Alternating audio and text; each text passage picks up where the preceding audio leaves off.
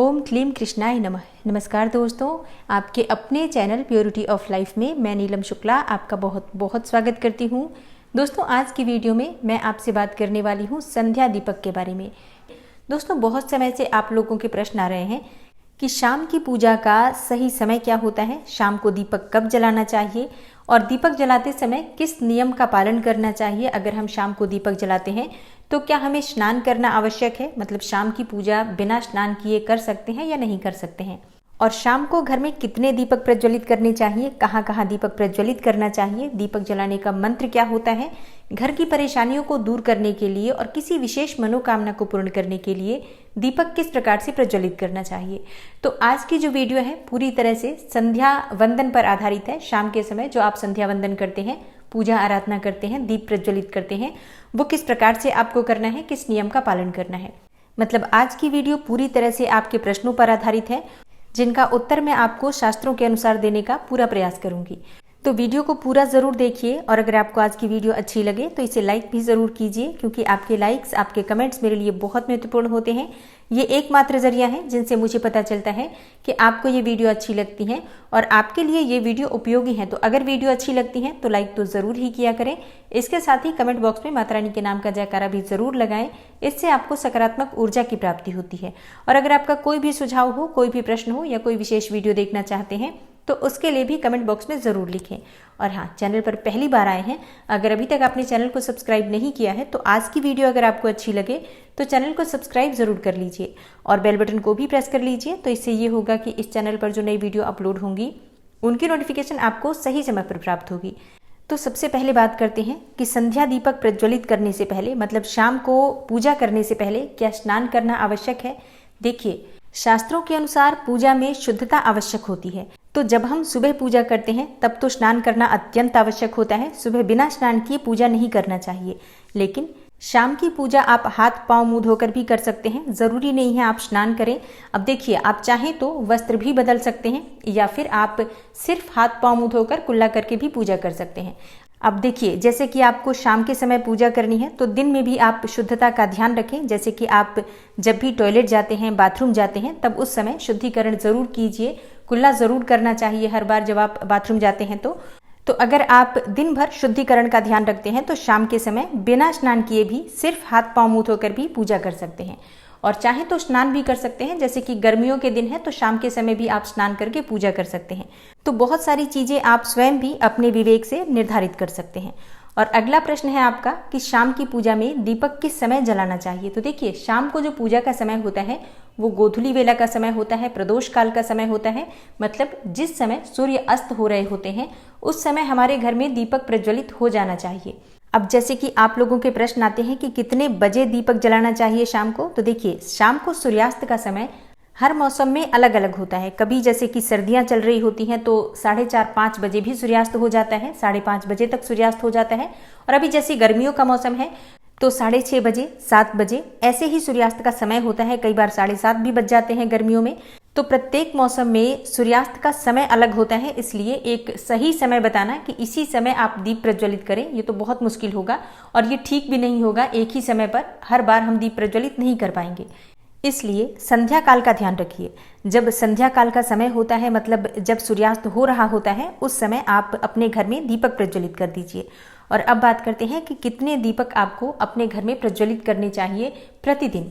देखिए, शास्त्रों के अनुसार संध्या काल में प्रतिदिन अपने घर के मुख्य द्वार पर एक दीपक जरूर जलाना चाहिए।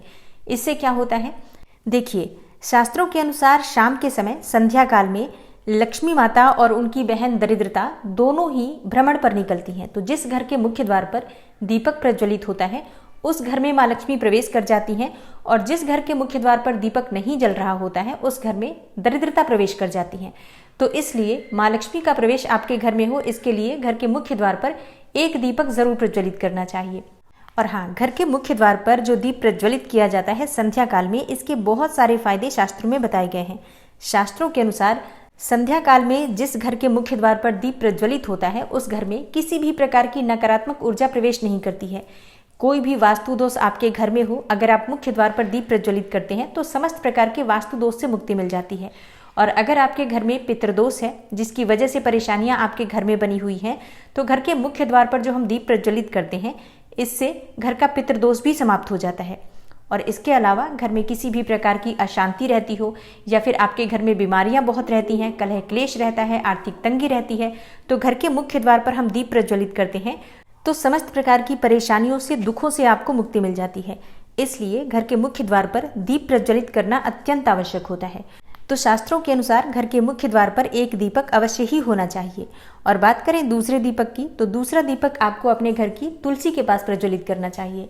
शास्त्रों के अनुसार अगर शाम के समय संध्या काल में तुलसी की जड़ के पास अंधेरा रहता है तो ऐसे घर में दरिद्रता का स्थायी वास बन जाता है। और जिन घरों में शाम के समय तुलसी के पास दीप प्रज्वलित किया जाता है, ऐसे घर में स्थिर लक्ष्मी का वास होता है। श्री हरि विष्णु सहित माँ लक्ष्मी ऐसे घरों में वास करती हैं। तो प्रयास करना चाहिए कि शाम के समय तुलसी के पास एक दीपक अवश्य प्रज्वलित करें। बात करें अगले दीपक की, तो शाम के समय अपने घर के ईशान कोण में, मतलब जहां पर भी आपने अपने घर का मंदिर बनाया हुआ है, उस स्थान पर घर के मंदिर में एक दीपक अवश्य प्रज्वलित कीजिए। तो 3 दीपक आपको प्रतिदिन जरूर प्रज्वलित करने चाहिए। और अगर आप तीनों दीपक प्रतिदिन प्रज्वलित करते हैं तो विश्वास रखिए आपके घर की बहुत सारी परेशानियां स्वतः ही समाप्त हो जाती हैं। और अब बात करते हैं अगले प्रश्न के बारे में, जो आप लोगों के हमेशा प्रश्न आते हैं कि दीपक किस चीज से प्रज्वलित करना चाहिए, सरसों का तेल डाल सकते हैं या नहीं, या फिर तिल तेल का प्रयोग करना चाहिए, या फिर शुद्ध घी का, गाय के घी का, किस चीज से हम दीपक प्रज्वलित करें। तो देखिए, शास्त्रों के अनुसार सरसों के तेल का दीपक हर जगह प्रज्वलित नहीं करना चाहिए। सरसों का तेल कड़वा तेल कहा जाता है। इस तेल को हम प्रज्वलित करते हैं शनिदेव के लिए। शनिदेव के निमित्त अगर आप दीप दान करते हैं शनिवार के दिन, तो आपको सरसों तेल का दीपक प्रज्वलित करना चाहिए। और आप चाहें तो जैसे कि पीपल का जो वृक्ष होता है वहां पर भी सरसों के तेल का दीप प्रज्वलित कर सकते हैं, या फिर भैरव देवता होते हैं उनके लिए भी सरसों तेल का दीपक प्रज्वलित किया जाता है। इसके अलावा कहीं पर भी सरसों तेल का दीप प्रज्वलित करने की बात शास्त्रों में नहीं कही गई है। शास्त्रों के अनुसार घर में जो दीप प्रज्वलित किया जाता है या किसी भी देवता के निमित्त जो हम दीप प्रज्वलित करते हैं, उसमें गाय का घी डालकर ही प्रज्वलित करना चाहिए। अब देखिए, ऐसे समय में जबकि गाय का शुद्ध घी नहीं मिल पाता है, तब हमें क्या करना चाहिए? तब आपको गाय के घी के नाम पर जो भी घी मिल जाता है या फिर शुद्ध घी मिल जाता है उसका प्रयोग कर सकते हैं, या फिर आप चाहें तो तिल तेल का दीप प्रज्वलित कर सकते हैं। तो प्रतिदिन जो आप दीपक प्रज्वलित करते हैं अपने घर में, चाहे आप घर के मुख्य द्वार पर प्रज्वलित करें या फिर तुलसी के पास प्रज्वलित करते हैं या फिर घर के ईशान कोण में प्रज्वलित करते हैं, सभी दीपक आप तिल तेल या शुद्ध घी से प्रज्वलित करें। और हाँ, जब आप दीपक प्रज्वलित करते हैं, जैसे कि मुख्य द्वार पर जो दीप प्रज्वलित करेंगे या फिर तुलसी के पास जो दीप प्रज्वलित करते हैं या फिर घर में भी जो दीप प्रज्वलित किया जाता है, तो ध्यान रखना चाहिए एक चीज का, कभी भी दीपक को सीधे जमीन पर नहीं रखा जाता है।